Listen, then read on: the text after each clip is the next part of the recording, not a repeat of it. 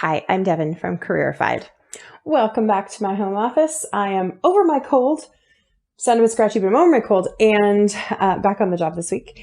And I wanted to talk a little bit about communication. This is a subject I've touched on a few different ways. You might remember way back, my very first video was on getting your kids to talk to strangers in safe circumstances at a pretty young age. So for example, when they're young kids, getting them to order their own food in a restaurant. And then this past summer, I actually made informational interviews the topic of one of these videos, and I will link to both of those in the comments so you can check them out if you'd like to. But what I wanted to talk about today was another communication tool, and specifically to you, the parent. And that tool is listening. So I was having this conversation with my daughter maybe about 3 weeks or so ago. And I don't remember what the context was, but I was telling her that I appreciate that she tries hard to do her best, that she has a big heart, and that she, makes a point of showing people that she cares. And I just said to her, I think that's really great about you. And she said, "Oh, well, thanks, Mommy." And I said, "Seriously, kiddo, you're a good kid and you're a good person." And she sort of paused and thought on that for a second. And then she said, "Well, except when I don't listen. I'm not a very good listener." Now, let's be honest, what 8-year-old is, whatever. But she was really shocked when I said to her, actually, listening is a skill. It's something that you need to practice and develop to get good at. And it's maybe rare to find people who are really, really good at it. That was a bit of a mind-blowing moment for her. So it kind of sparked something in me and made me want to pause and think about how well I listen to her. I feel fortunate as a parent because I've gone through coach training. And in coach training, you learn a lot about active listening, reflecting ideas back to the person that you're working with, that you're coaching. And not all parents get that. And I mean, some things I've translated to parenting really well and some maybe not so much. But overall, as parents, do you always feel like you're nagging at your kid? I mean, I feel some days it's like, I feel like I'm constantly at her and I can't believe that she still wants to talk to me the next day. But so much of what we do as parents is all about instructing and correcting and refining. And how often do we really take time to really listen to our kids?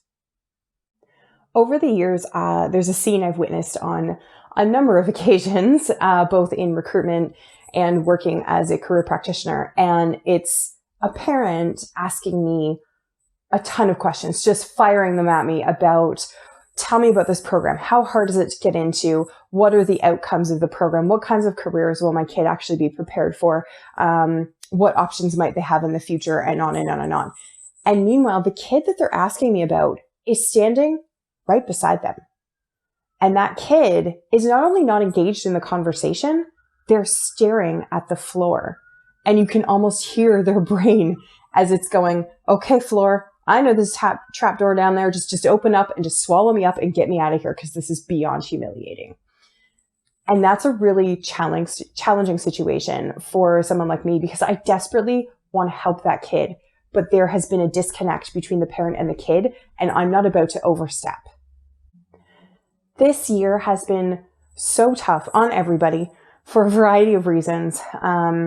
And our kids, especially, I think if they're at that sort of cusp age of deciding where they want to go, or they've maybe entered post-secondary and this year has been a gong show for them, it's time for us to listen to them.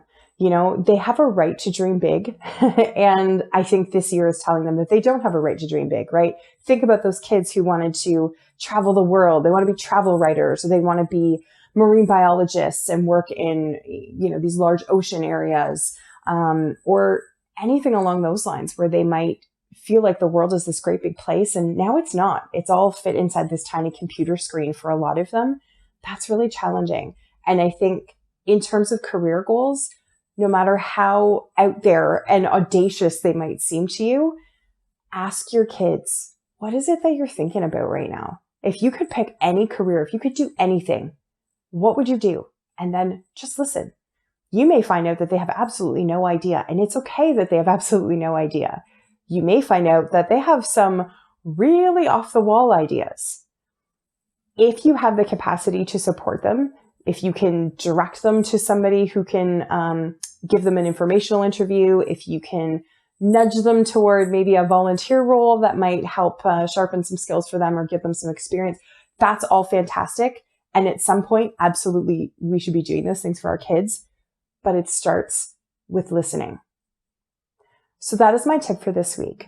I want you to sit down with your kid, any kid who's, I'd say, age 12 to 30, and say, what would you love to do? What's your big dream? And then just listen.